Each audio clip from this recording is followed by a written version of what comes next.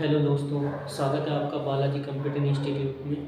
मैं सचिन कुमार आपका स्वागत करता हूं बालाजी कंप्यूटर इंस्टीट्यूट के चैनल पर। आज हम लोग सीखते हैं कि कंप्यूटर क्या होता है, यानी कि इंट्रोडक्शन ऑफ कंप्यूटर क्या होता है, कंप्यूटर का यूज क्या होता है, कंप्यूटर हमारे लिए क्यों सबसे इम्पॉर्टेंट एक पार्ट बन चुका है। अगर हम देखो बात करते हैं कंप्यूटर की, तो सबसे पहले आता है कि कंप्यूटर हमें क्यों सीखना होता है और कंप्यूटर का यूज क्या होता है। अगर हम बात करते हैं कंप्यूटर की, तो सबसे पहला जो हम अपना मेन टॉपिक स्टार्ट करेंगे वो होगा हमारा कंप्यूटर। कंप्यूटर है क्या। तो सबसे पहले बिना टाइम को वेस्ट किए स्टार्ट करते हैं अपना चैनल और सीखते हैं कि कंप्यूटर क्या होता है। सबसे पहले आता है कि कंप्यूटर क्या है। ठीक है, तो देखो सबसे पहले आया लिखेगा कि कंप्यूटर, ठीक है, आपका कि कंप्यूटर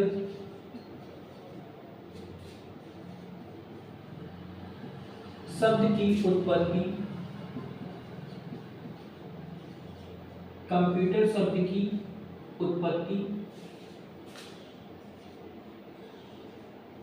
ग्रीक भाषा के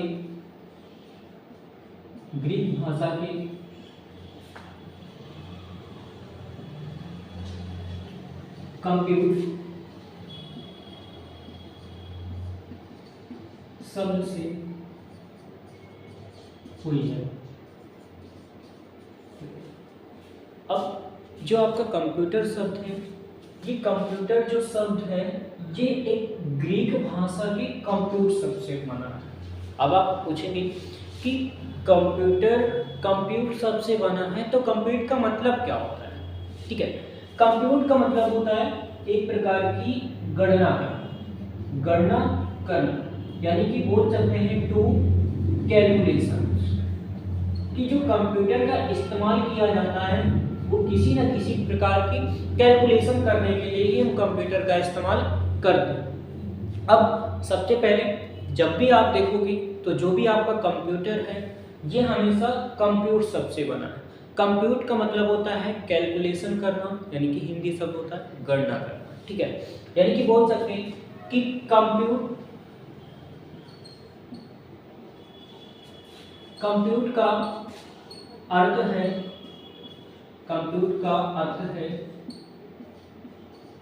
गणना करना। कंप्यूट शब्द का अर्थ होता है गणना करना, कैलकुलेशंस करना। अब देखो बात करते हैं कंप्यूट शब्द का मतलब। हमने समझा कि कंप्यूट शब्द का मतलब होता है गणना करना, यानी कि कैलकुलेशंस करना। ठीक है, इसीलिए लिखेंगे, इसीलिए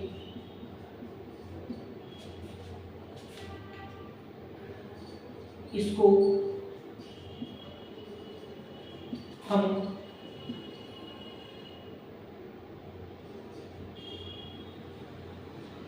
संगणक कहते हैं। इसीलिए हम इसे संगणक कहते हैं, यानी कि कंप्यूटर का हिंदी नाम होता है संगणक। तो याद रखिएगा कि जो कंप्यूटर शब्द है ये कंप्यूट शब्द से बना है। कंप्यूट एक ग्रीक लैंग्वेज होती है, जैसे आप कई सारी लैंग्वेज देख लो, मलयालम, मद्रासी, बांग्ला, ठीक है, कई सारी भाषाएं। इसी प्रकार एक ग्रीक लैंग्वेज होती, ग्रीक भाषा के कंप्यूट शब्द से बना है। कंप्यूट का मतलब होता है कैलकुलेशन करना। तो बोला गया है कि कंप्यूटर यानी कि कंप्यूट का अर्थ होता है गणना करना, यानी कि कैलकुलेशंस करना। इसीलिए इसको हम संगणक भी कहते हैं, यानी कि कंप्यूटर का हिंदी नाम होता है संगणक। ठीक है, फिर आता है कि जैसे हम लोग समझते हैं कि कंप्यूटर मुख्यतः काम क्या करता है, मुख्यतः के कार्य क्या होते हैं। ठीक है, मुख्यतः का काम क्या होता है। तो सबसे पहले हम लोग देखेंगे कि कंप्यूटर क्या मतलब क्या है। तो देखते हैं डेफिनेशन ऑफ कंप्यूटर, यानी कि डेफिनेशन ऑफ कंप्यूटर। अब हम लोग देखेंगे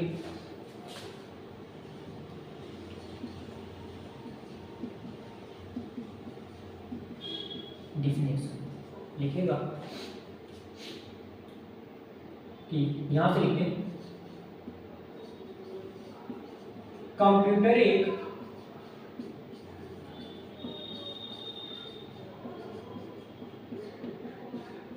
इलेक्ट्रॉनिक डिवाइस। कंप्यूटर एक इलेक्ट्रॉनिक डिवाइस है जो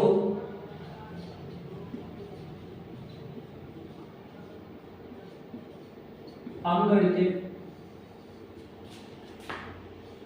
और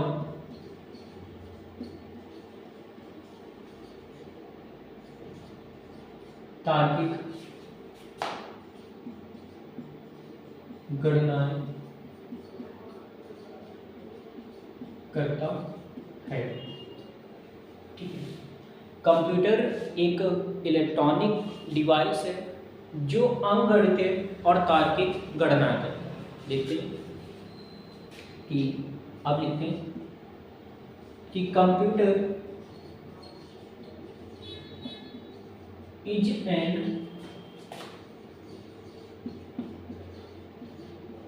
इलेक्ट्रॉनिक्स डिवाइस which do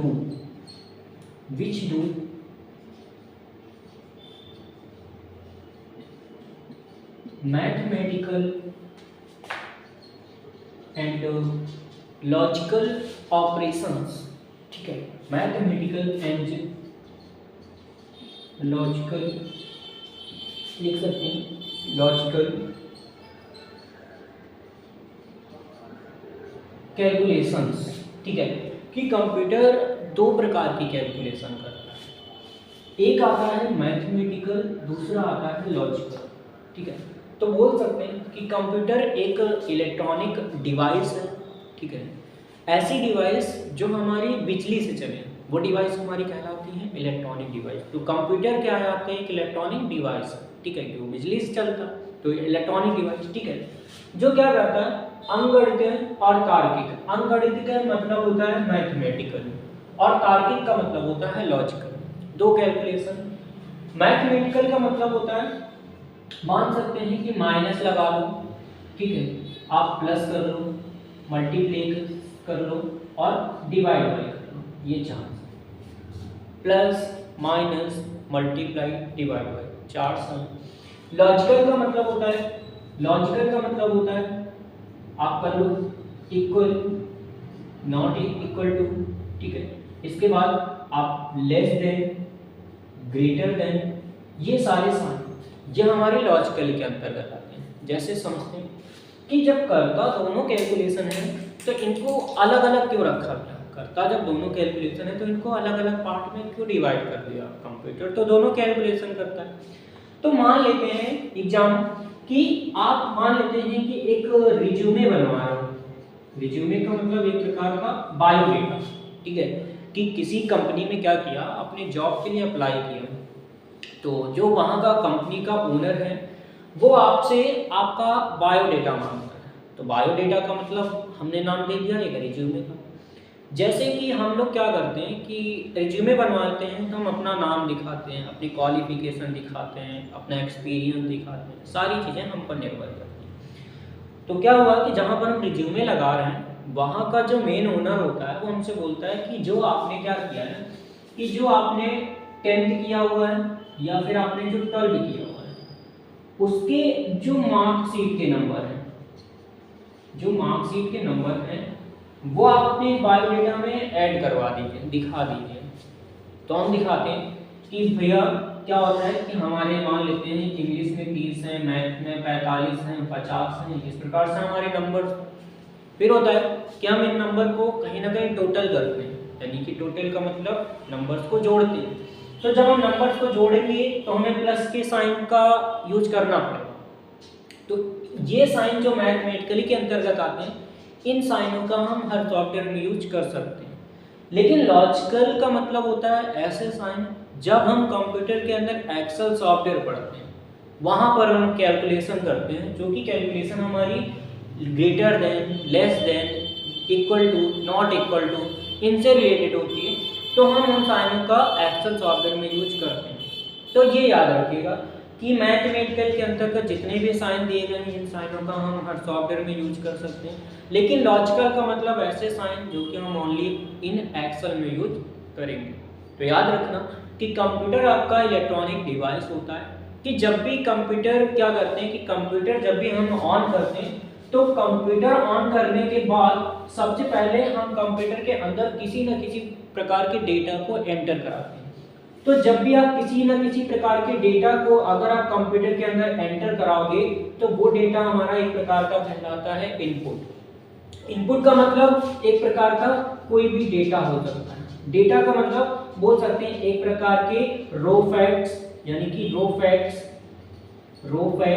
यानी कि एक प्रकार के कच्चे तत्व।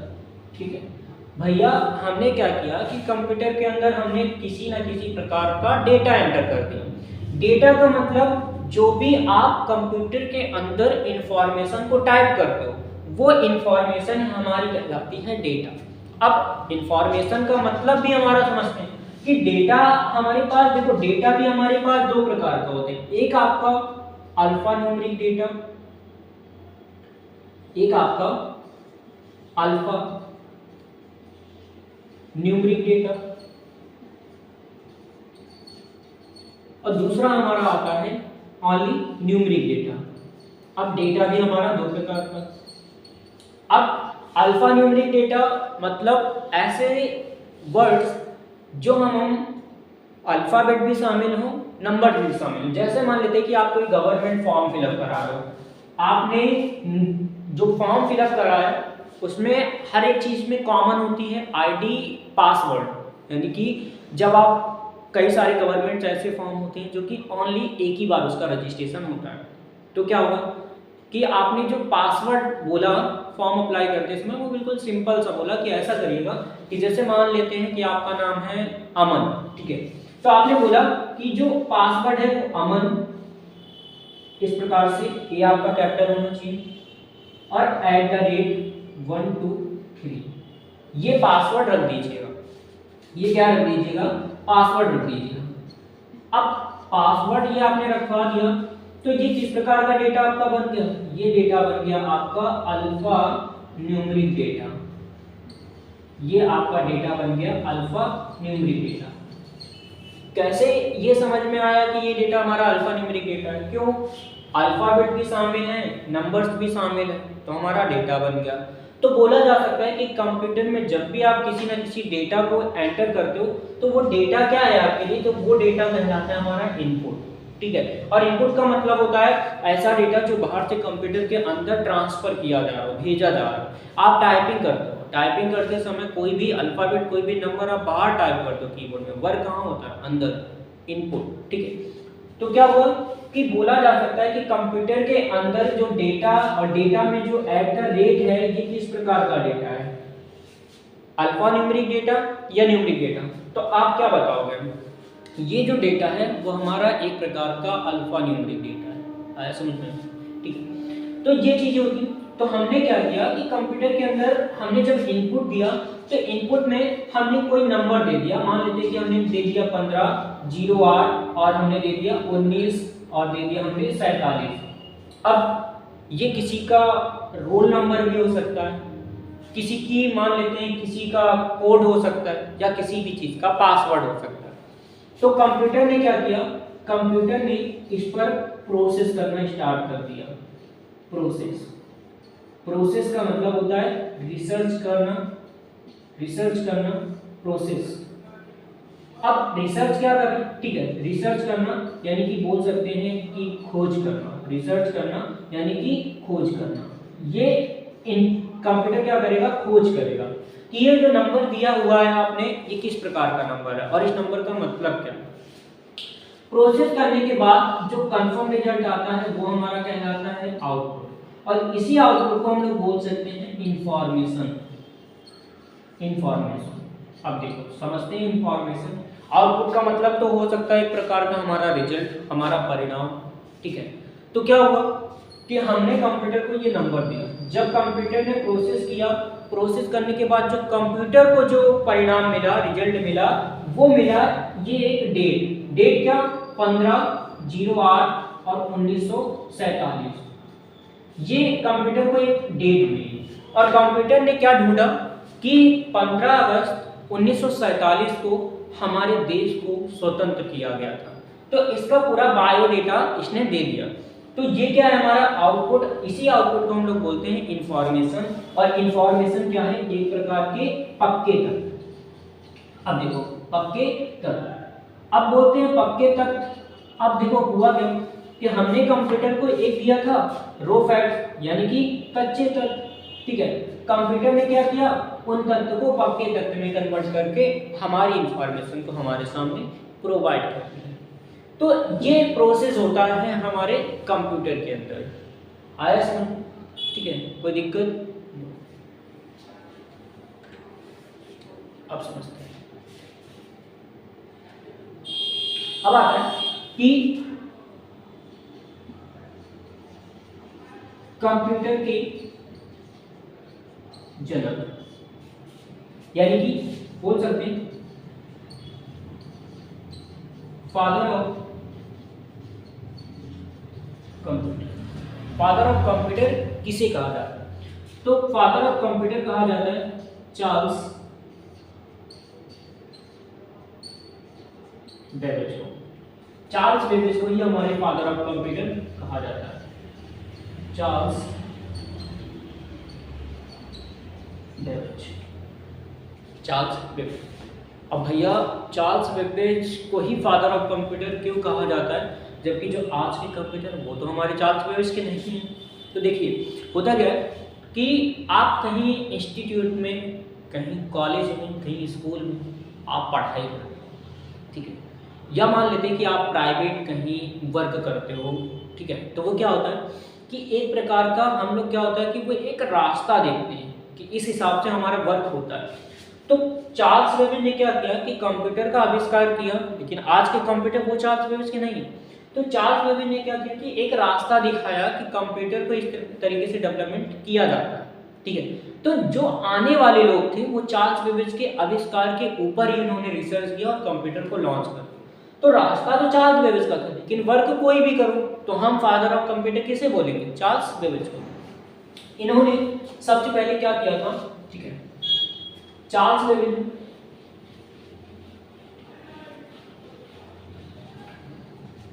बेबेज ने यानी कि लिख सकते हैं सीबी, लिख सकते हैं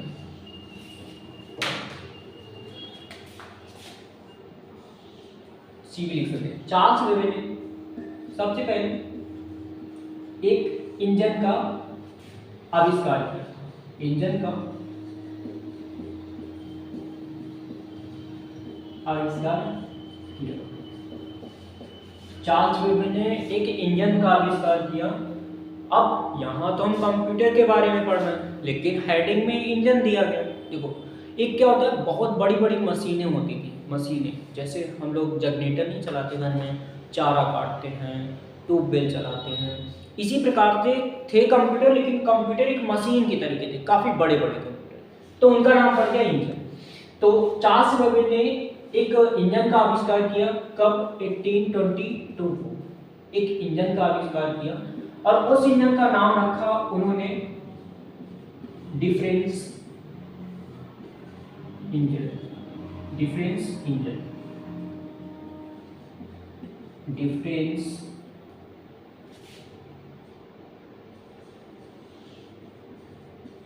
engine, CB.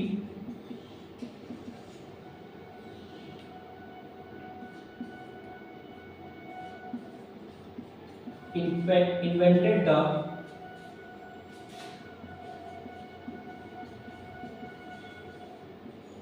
Difference engine.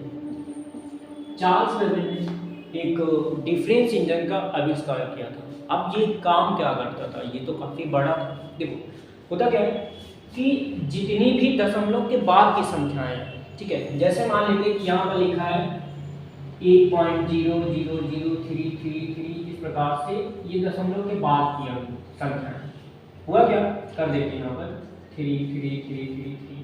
Difference engine क्या करता था कि डिफरेंस इंजन वो कैलकुलेशन करता था जो दशमलव के बाद के थे, यानी कि क्या हुआ कि डिफरेंस इंजन का आविष्कार जो किया था वो दशमलव के बाद के 20 अंकों की कैलकुलेशन करने के लिए हम डिफरेंस इंजन का इस्तेमाल करते थे।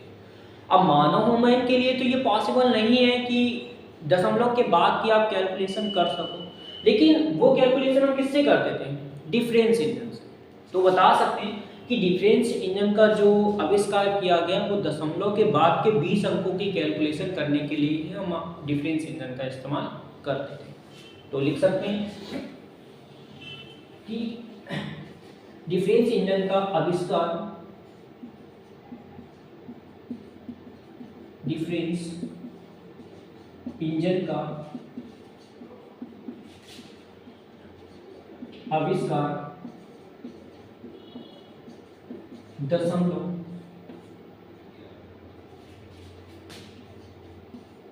के बाद की 20 अंकों की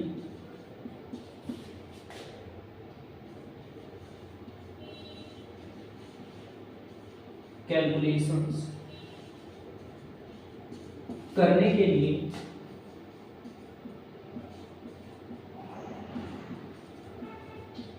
हम डिफरेंस इंजन का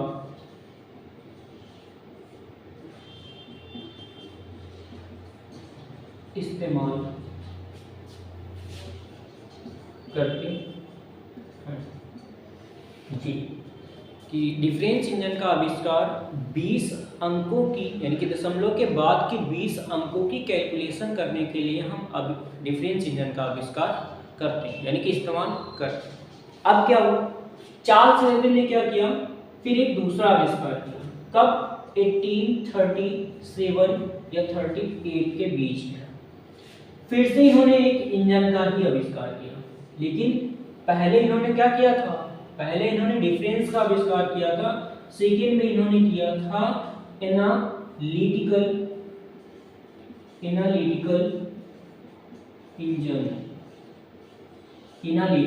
इंजन। अब क्या था? एनालिटिकल ही इंजन था। एनालिटिकल इंजन का साइज एक बोल सकते हैं कि एनालिटिकल इंजन का साइज एक कमरे के बराबर था। काफी बड़ी बड़ी मशीनें थी, साइज काफी बड़ा था, तो बता सकते हैं कि लगभग एक कमरे के बराबर था साइज। ये क्या करता था कि एनालिटिकल इंजन जो बनाया गया वो 50 दशमलव के बाद के 50 अंकों की कैलकुलेशन। डिफरेंस इंजन कितना कर रहा है? 20 अंकों की कैलकुलेशन, दशमलव के बाद के 20 अंकों की कैलकुलेशन।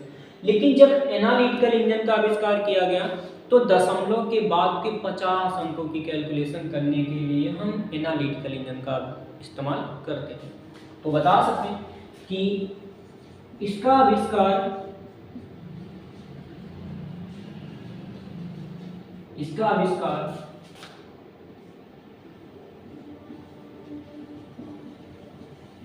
दशमलव के बाद के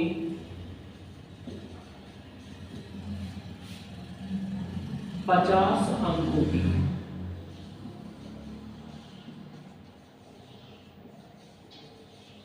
कैलकुलेशंस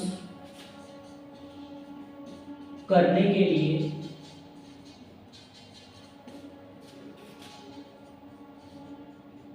एनालिटिकल इंजन का इस्तेमाल करते हैं।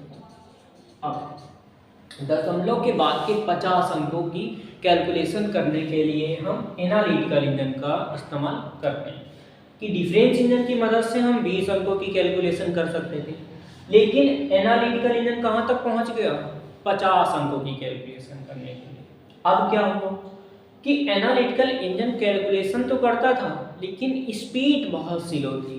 यानी कि अगर आप दशमलव के बाद की किसी न किसी प्रकार की अगर आप कैलकुलेशन करते हो तो आपके पास समय होना चाहिए। क्यों? इसको समय बहुत लगता था कैलकुलेशन करने के लिए।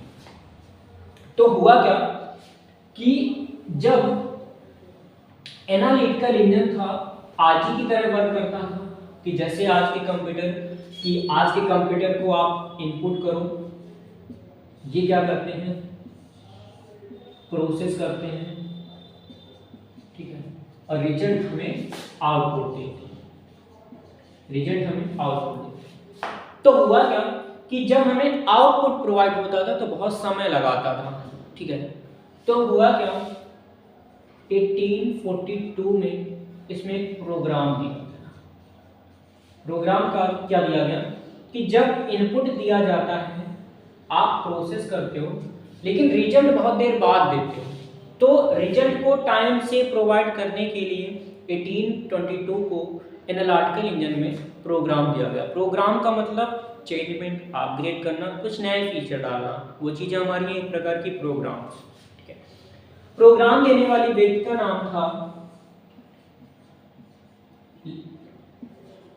Lady Ada Lovelace Augusta. Lady Ada Lovelace Augusta नाम की एक लड़की ने एनालिटिकल इंजन में पहला प्रोग्राम दिया था, इसीलिए इसे विश्व का पहला प्रोग्रामर